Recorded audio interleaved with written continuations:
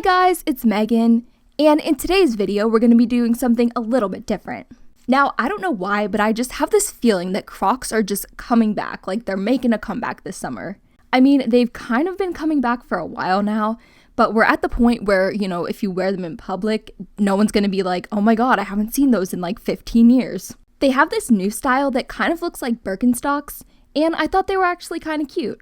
Especially if you fill the holes with those little charms that they make called JIBBITZ. The problem with the official JIBBITZ is that 1, they're like super expensive, and 2, they don't really have that many to choose from. At least, I couldn't really find that many that were my style. So, long story short, I decided to make my own. There are actually a lot of options for making your own JIBBITZ. The main thing that you need for these are these little plastic back pieces. These ones were called, quote, buckle plastic button accessories for shoe charms. I got this set of 300 clear ones for $9 on Amazon. You can get black ones cheaper. They run about $7 for 300, but I liked the clear ones. Normally I would have tried to make these pieces myself, but honestly it's just cheaper and easier to just buy them. The easiest/cheapest way to make the top part of your JIBBITZ is to use shrinky dinks. There are a couple different types of shrinky dinks. The first one that I tried was the clear rough and ready type. I went online and found some images that I wanted to use. I put them all in a Word document and made the images about 3 inches big. You can make them smaller if you want, but 3 inches is probably the biggest that I'd go. Shrinky dinks will shrink down to 1/3 of their original size, so this will make the finished charms about 1 inch. The rough and ready shrinky dinks have a rough side and a smooth side. I put the smooth side up first, and outlined each of my images with Posca pens. I thought that I'd do the outline on the smooth side, flip it over, and color it in on the rough side. What you use to color it is up to you. I used Posca pens and my Ohuhu alcohol-based markers, but some other things that work are Sharpies, colored pencils, and acrylic paint. Once you're finished coloring, go ahead and cut everything out. I learned that if you want to use Posca pens to color anything that's like not an outline, you have to do it on the rough side. As you can see, when I cut out the flower and the butterfly, the paint was chipping off like crazy. Unrelated, but I also accidentally cut the balloon dog's tail off, so I had to redo that one too. I'm just a mess, but it's fine. So I redid those. This time I did all the coloring on the rough side, and it worked out. If you do it like this, Posca pens actually work really well. The only thing that's kind of annoying is that you have to let the paint dry in between each color. Put a piece of parchment paper on a baking sheet, and put your shrinky dinks on top. Put them in the oven at 325 degrees until they shrink and flatten out completely. If your shrinky dinks aren't flat enough, you can press down on them with a book or something right when you take them out of the oven. I ended up making 9 JIBBITZ using this method. I covered each piece with some UV resin to seal in the paint. If you don't have resin, you can use Mod Podge Dimensional Magic, or clear spray paint. Once the resin was cured, I stuck one of the plastic pieces on the back of each shrinky dink with some E6000 glue. If you don't feel like doing all that coloring, you could get these printable shrinky dinks instead. For these ones, I put my images into a Word document and made each one 3 inches tall. Since shrinky dinks get darker when you bake them, I lightened each image by clicking it, clicking picture format, picture transparency options, and setting the transparency to 50%. Then I clicked on picture corrections and brought the sharpness up to 100%. I printed everything out and followed the same steps as before. The only thing that I didn't realize is that the ink doesn't exactly dry right away, so you have to be careful when cutting them out. Sorry, Bob, that was not a happy accident. I ended up wiping all the ink off and redoing it with a Sharpie, so at least it wasn't a total waste. Bake them at 325 until they flatten out, seal the top with some UV resin, glue on the back, and you're all set. Something that I like about these Croc sandals is that there's only 14 holes. So it's pretty easy to make different themed JIBBITZ sets. I did an art themed set where I did some famous paintings, a paint palette, and some paint tubes. The rest were pretty random. I tried to do some summer themed ones like the turtle, the butterfly, and the flowers though. What I want to do eventually is to make 14 random JIBBITZ of each color, so I would have a set to match any outfit. The easiest way to make JIBBITZ is literally just buying things to glue onto the backs. This method can be a little pricier than the shrinky dinks, depending on what you get, but it takes literally 5 seconds.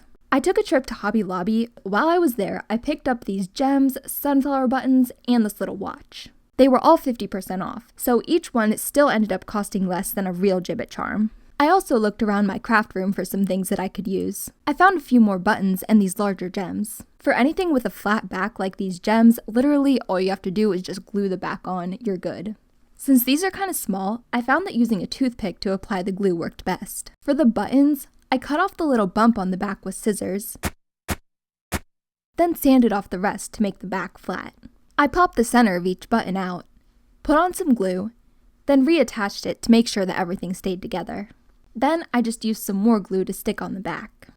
This little watch that I got didn't really come with instructions, so when I was trying to figure out how to turn it on, I learned that this snap on the back is actually really easy to take off. That's not how you turn it on though. There's actually a little piece of plastic around this thing, and to set it, you pull this part out, turn it to the time you want, and then push it back in. This is one that is super tacky and unnecessary, but I love it. I've seen people turn some really interesting things into Jibbitz. You can buy a bottle opener one from the Croc's website, and some guy on TikTok, I saw he made one with a lighter, which again, super tacky, but I love it. Let me know what you would turn into a Croc charm. I thought about doing, one of those mini paint sets or something, but I feel like that's kind of too far. Girl, this is not 5-minute crafts. The last way that I made Jibbitz is by using polymer clay. Pretty much any polymer clay charm would work for this, just leave out the eye pin. I wanted to try this geode technique that I found on Instagram. I took some granite clay, rolled it out, and placed a paper template that I made on top. The template was just a small oval shape that was a little less than an inch. I cut around the template with an X-Acto knife and smoothed out the edges with my fingers. Next, I took a dotting tool and made dots all over the middle of the oval. If you don't have a dotting tool, you can use the head of a pin or bend a bobby pin for a similar effect. I took some purple clay and chopped it up into small pieces with a blade. I put some translucent liquid Sculpey in the middle of my base clay piece and spread it out with a toothpick.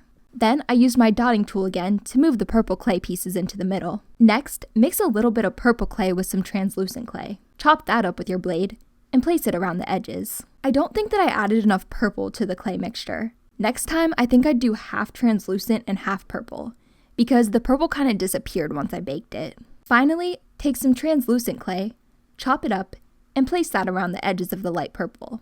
Dip a toothpick into some gold acrylic paint. Paint around the edges of the translucent clay, and bake the clay at 275 degrees for 15 minutes.